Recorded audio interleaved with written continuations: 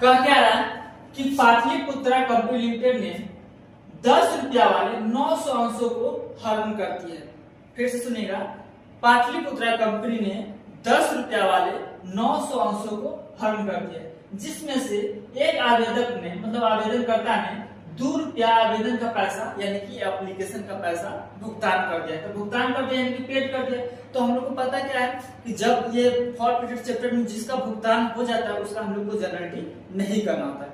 तो भुगतान इसका हो गया, तो इसका हमको कोई मतलब नहीं। अब आगे बढ़ रहे हैं तो क्या कर रहा है कि अलॉटमेंट पर यानी कि आवेदन पर आवंटन पर 3 रुपया का भुगतान नहीं किया है। ये कर्मचारी जो है आवंटन पर यानी कि अलॉटमेंट पर 3 रुपया का भुगतान नहीं किया और फर्स्ट एंड फाइनल पर 5 रुपया का भुगतान नहीं किया है। ठीक है, और आपको बनाने के लिए बोला क्या है कि पाटलिपुत्रा कंपनी लिमिटेड के चैप्टर में यानी कि बुक में आपको फॉरफिटेड यानी कि अंशों को हरण से संबंधित जनरलिटी बनाने के लिए बोला है। ठीक है, तो हरण से संबंधित जनरलिटी बनाने के लिए बोला है। तो हम लोग को शेयर कैपिटल कितना हो गया, तो शेयर कैपिटल में क्या लिखते हैं, जो पैसा जब्त होता है वो और जितना मांगी गई राशि यानी कि जब्त किया गया शेयर यानी कि forfeited share into called up capital called up यानी कि जो हम लोग को मांगी गई या कि कॉल्ड अप था वो।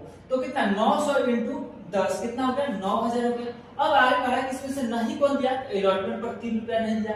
तो 3 रुपया का मतलब क्या हो गया, तो 900 इंटू 3 यानी कि 2700 रुपया नहीं दिया। ठीक है, अब आगे कह रहा है कि 2700 नहीं दिया तो और फिर कह रहा है कि फर्स्ट एंड फाइनल कितना नहीं दिया, तो 5।